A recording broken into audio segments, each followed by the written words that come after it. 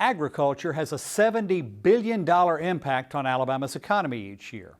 But with less than 40,000 farms in the state, all of that money's not going into farmers' pockets. There are many other folks who support the people who grow America's food and fiber, such as truck drivers, equipment dealers, and Landon and Lauren Marks. We run about 30 mama cows. Our farm's called Mountain View Farm, and so we try to raise replacement heifers and some seed stock replacement bulls. Landon and Lauren Marks produce cattle in Cherokee County, not far from the Georgia line. But they'll be the first to tell you, farming is their passion, but not their full-time jobs. He's an extension agent, and she is a veterinarian. Livestock and pasture forages is my main focus. So I'm trying to help the producers in this area do what they do better. And so that may be talking about a grass management program or a weed management program, or maybe selecting their next herd bull. So I'm a mixed animal practitioner. I own my own practice. I about 70-30 small to large. I do haul in for large animal as well as ambulatory services for large animal.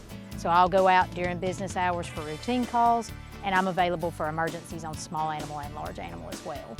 While the Marks play only a small role in actual food production, they say they're proud to be supporting the larger producers who are on the front line feeding the world. So my goal, whether it be helping somebody come up with a vaccination protocol, or like I said, pulling a calf, in an emergency situation, or just kind of helping them decide, preg checking cows, trying to help them kind of decide who should be on their cull list, and whatnot, just to make them a little more productive overall. I could have someone call that was geared up and ready to spray their hayfield for a particular weed. When I taught them a little bit about the life cycle of that weed, it really would have been ineffective at that time. So that saved them some time and money, not spraying, and it also helped the environment because it really just wouldn't have been effective. In addition to helping people who are currently farming, Landon and Lauren are reaching out to the next generation and encouraging them to explore a career in agriculture through education and scholarships. We've got some young kids that came up through our 4-H program. We hauled them all over the country. Probably some of the first times they'd ever been out of their little communities was on a plane headed to Louisville or headed to Nebraska to compete in a national contest. Those kids are now in animal science programs.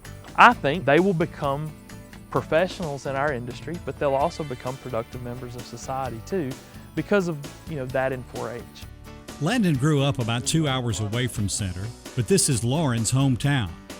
They say this community gave her a lot to help her get to where she is today, and they're trying to continue paying that forward. We give out 2 $500 cash scholarships to anybody going to a community college or a 4-year. And that is based directly on, we do look at grades as well and whatnot, but it's based on community involvement. They actually have to write an essay on what this community means to them and kind of their impact on it and the impact the community had on them. Brian Hardin with the Alabama Farmers Federation is joining us to talk more about farming support jobs. Brian, in that piece we found out that Landon is an extension agent and Lauren is a veterinarian. So what are some of the other jobs which are important to farmers? There are a lot of jobs, Kevin, that it takes to get products from the farm to the market.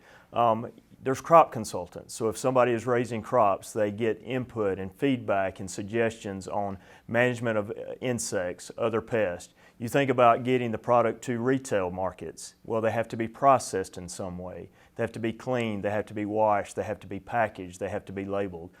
You also have other professionals such as those that provide crop management input, such as pesticides or herbicides to manage those pests as well. Those are just a few examples. You also have those things that maybe not be as obvious as it relates to agriculture, but farms have to have utilities. They have to have power. A catfish farmer has to have those oxygenators turning in their ponds to be able to provide for those catfish a healthy environment. So a lot of support jobs as well. So why is it so important to have all of those support jobs for farmers to support the agriculture industry? Well, farmers' focus is producing that crop, raising that animal, getting that product raised and ready for market. But you have to have so many other things beginning in the field early maybe to prepare the field. You've got to be able to make sure that you have proper soil management. You have to make sure that you have that seed purchased in a timely manner, to know what seed to purchase. And then to carry that through to market, the farmer's going to raise that product, but then it's kind of like handing it off. They bring that cotton to the gin. They bring that grain to the grain elevator. So it takes a lot of people to hand that off from beginning to the end to get it to us as the consumer. So if somebody is interested in the agriculture industry but maybe doesn't want to be a farmer, what are some of the opportunities that are out there for them? A lot of opportunities. Matter of fact, if you look at most students that probably study agriculture, many of them are not going into production agriculture. Of course, that's very important. We want to see that. But there's so many opportunities in animal health, in extension that you had mentioned.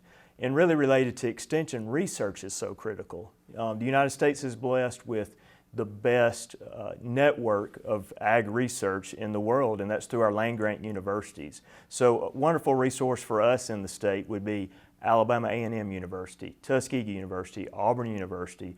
Those are our universities that are focused on teaching students about agriculture, but also related opportunities. What are those? What does the job market look like? Maybe to get in some of these other areas that aren't production agriculture. Brian Hardin from the Alabama Farmers Federation, thank you for joining us today.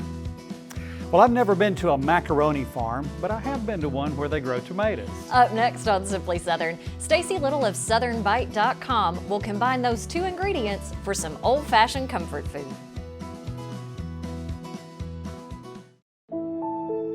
What we eat, what we wear. It all starts somewhere. And if it's good, it usually starts with a farmer. And that somewhere is right here in Alabama. In a field, in a barn, on a tractor. Right now, there's a farmer starting something good for all of us. And it all starts right here in Alabama. There's nothing quite like sitting down to a home-cooked meal with fresh vegetables from the garden. With Bonnie plants from your local quality co-op store, you can enjoy the freshest vegetables right from your own backyard. And no matter if you're a raised bed gardener, a rose gardener, or if you farm hundreds of acres, your quality co-op store has exactly what you need to get the most out of your plants. You'll always find what you need, plus friendly, knowledgeable advice at your local quality co-op store. There's one near you. For more Simply Southern, follow us on social media. And while you're online, visit our website, simplysouthern.tv.net. Simply Southern continues in a moment. Sweet Grown Alabama is such an amazing brand. It'll be great for consumers to be able to connect immediately with an Alabama grown or made product. Sweet Grown Alabama, what it means to us is community. By buying Sweet Grown Alabama, you are able to support your community and kind of play your part and help the farmers. There's a huge advantage just to your local community by buying local, whether it's local farms or local businesses. Find Sweet Grown Alabama farms, markets, restaurants, and stores near you at sweetgrownalabama.org.